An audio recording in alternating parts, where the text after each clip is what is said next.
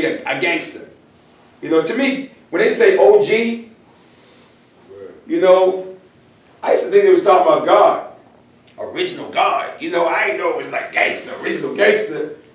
You know, and the flip side to God is called easing God out. I mean, ego, the flip side to ego is called easing God out. I can't ease God out today, man. He's too good for me, man. He's too good to me.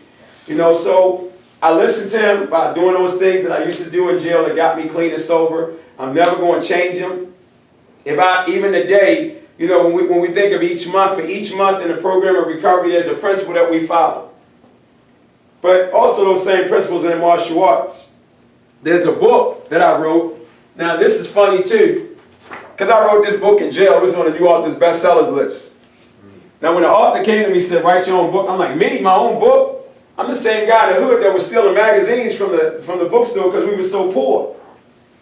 But everything in this book, it's a company called Human Kinetics, it's one of the biggest publishing companies in the world. When they came to me and said, hey, we want to write a book on you, and we want the book to be about Kung Fu, this is once again what you do with your idle time. My sponsor told me, he said, the problem with you never learned to love yourself. I love me. I'm not saying I think I'm good, but in the jail cell, I learned to be okay with me. That's why when I get in my car every day, I don't turn on the radio. I put on a motivational tape. Because I'm not going to let you control my mind and make me listen to what you want me to listen to. I'm going to put my mind on something that's going to help me become a better person. So anybody tell you, only listen to things that's going to uplift me and motivate me. Come on. So when they came to ask me to write that book, I said I will never write a book on Kung Fu. Because I'm beyond a system of martial arts. Now I can write a book on the principles of martial arts, and basically, guess what? All these are principles of AA. So it was God's way. I still don't know how this happened. This is what freed me in jail. So while everybody was in the day room fussing over, what is it? Young and the Restless, and all this stuff, I stayed in my cell. When we talk about we don't have any control, I never got in one fight in jail. And everybody knew I practiced martial arts. You ain't supposed to practice martial arts in jail. But the guys let me practice. When I worked in the kitchen, guys would come in like, yo, give me more motherfucking potatoes. Anybody know, you know, little guy like me. But a guy, once again, there's a messenger somewhere around you. Guy tapped me on the back and said, what you trying to do? You trying to stay or go home to your son? He said, well, see that? Walk through all the men and go and apologize to that man. I had to walk through the kitchen of hundreds of men and walk over to one man and say, sir, I'm sorry. I just want to go home. I'm sorry. Yeah, when I walked away, he said, yeah, I told you he was a weak ass, whatever. But that didn't matter, because you know what? I realized how me and that man became spiritual brothers, because when next time I seen him, he went, and I went. And when I really knew how God was working, one day on count, when I came out from count, because I don't talk to nobody, a guy came up to me, and he said, here, bro, I want to give you this, because I think you can understand it. It was a little white book called The Book of Secrets. When I read that book, it showed me that there were no secrets. What I had to do was learn to love me. I had to be okay with me. I'm like, why in the hell would this guy who never spoke to me give me this? It was God speaking through him, through me, to see that I was changing. And if you change, just like we all know, I mean, we've been locked up. We was in that game. When you go uptown, what's the first thing everybody do? Because before you got locked up, when they seen you come like, yo, he bagging, don't tell him I'm here. You know what he doing? He bagging. He want a hookup. Come on. Right? That's right. They see you coming. Even people in the house start turning off the lights and locking the door. I know he wants some money. Don't let him in. Right? When you get fresh, you got the glow, and you come home, what's the first thing everybody do? Come on, let's be real. Hit you off. Hit you off. How do people that love you give you death again? before you went in, they was hiding from you, trying to keep death from you. Now you got God. They want to give you death. But we all know once they give you that one, they ain't going to give you no more. That's right. And you gone. That's right. Right? I had to think about that, man. So when I think about all these things, everybody tell you I wake up 3 o'clock in the morning. Because if I can get up and chase death, I can get up and chase life. Yeah. That's why I get up at 3 o'clock in the morning. I know somebody in the hood outside right now trying to catch me sleeping. Because the devil's at work. While we in here right now, he out there doing push-ups, training his crew to get you. You think they sleeping? Come on. We all did bad stuff. The best time to get the person that was sleeping was when they thought nobody was looking, right? So why you think that same energy ain't trying to get you while you here? You here to get better. I don't care if you sitting here saying, nah, I don't care about this. God told me once the parachute open, you can't close it back up. So once you know the truth, too late, baby. You should have stayed out there. Because now you cannot make a claim for ignorance ever again in your life. Amen. And whenever you go back to do any of that bad stuff, your conscience is going to come on. You probably die faster now because you know you shouldn't be doing what you're doing now. Come on, man. That's true, man. So if I'm just like, if we brothers,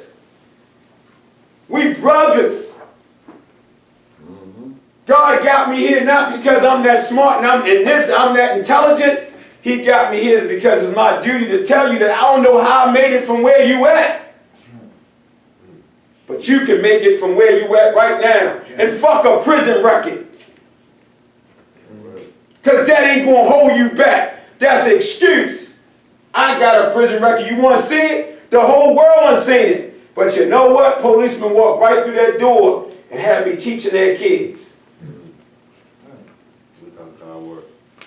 Yeah, that's how God works. They say that they ain't going to give you a job. Well, find a way to build a career in some trade that you got. Come on. If you take a hustler and get him to take whatever skill he got and learn how to align it with some type of work out there, and guess what? So what? You got to work at McDonald's or Burger King to tell you to get on your feet. Come on, man. But guess what? When I came home from jail and my parents and everybody turned on me and told me I couldn't stay with them, when my niece gave me $20 to get on a Greyhound bus, as soon as I got off the bus, I got a job at Burger King in Georgetown. In a week, the manager had me going to the bank to pick up money. What? What? Come on, man. Money? Huh? That's what I need. Oh my God. But you know what? God was saying, son, let me see what you're going to do. That's what it was. You know what I'm saying? Yeah. Let me see what you're going to do. It's so funny because I passed that test. When I opened this school, the same guy that gave me the opportunity at Georgetown ran the Burger King up the street. And when my students came in with BAM, he said, I know that man. I know that man. And my students and their parents came back and said, we met a man that met you, Mr. BAM. He said you was a good man. Bruh, I love you, man. And I don't know you, but I love you. Amen. You succeeding in doing what God intended for us to do make some kid out there never have to follow the path that we had to go. That's right. Come on, man. What should I say what the guy told me? Only one of us going to make it.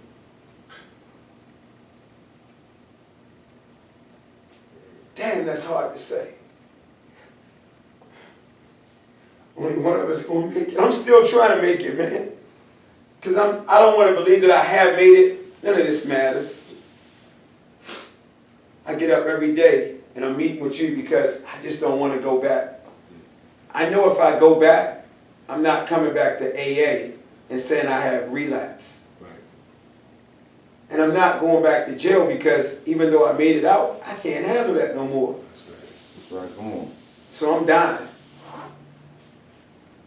And because I don't want to die that way, I got to keep showing up. And can I be real with you? Can I get even realer? Yeah. Even when you sit here right now and you feel like you want to doze off, bruh, God told me, he said the moment I dozed off, I missed something. That's right. That's right. So I had to be disciplined because I learned how to run business from some of the most famous business people in the world. And before I went to jail, every time he was talking, I used to run to the bathroom because I was throwing up because I was at the club all weekend. So when I had to do statistics for my business, I was always lying about the statistics. And when I said I was going to the bathroom, I was throwing up. And every time this old man was talking to me about business, I'd be like that. But then when I was in jail, because I went to everything that talked about God, in the nation they said men got to sit a certain way, men don't close their eyes, and men should always have a watch and always be on time and always take notes. It don't matter where the truth comes from, because I went wherever God was talking about, because I went wherever God was at, I'm there. So I say that, I'm just saying, my students will tell you, little kids, they will never catch me sleeping. I'm 53 years old, and I can still run out there and do a backflip. They think I'm crazy, because when I go to the gym, I get on the treadmill goes up to 15. I run it to 15. You know why? Because when I was hitting that pipe one time, I used to think that I would never be able to do what I'm doing. So you know what? Because I don't ever want to go that close to death ever again, I'm going to do whatever's out here, and I'm going to take it to the max. Because my wife don't know why I'm running like that. I'm running from what I used to be so I can become all what God intends for me to be. And man, it's just beginning. That's good stuff. You know, so with this book, and with another special book that I told Mr. Everhart I'm giving him to rewrite for me, because that's another thing that I do every morning. I'm writing a book. I'm writing something, some kind of way God's telling me how to talk to people. So I write movies. I do all this stuff. I just came, a little kid from Lafayette Projects putting Bruce Lee pictures up on the wall. I just came back from New York, judging a Marvel comic book TV show for people to be in a new TV show called Cage.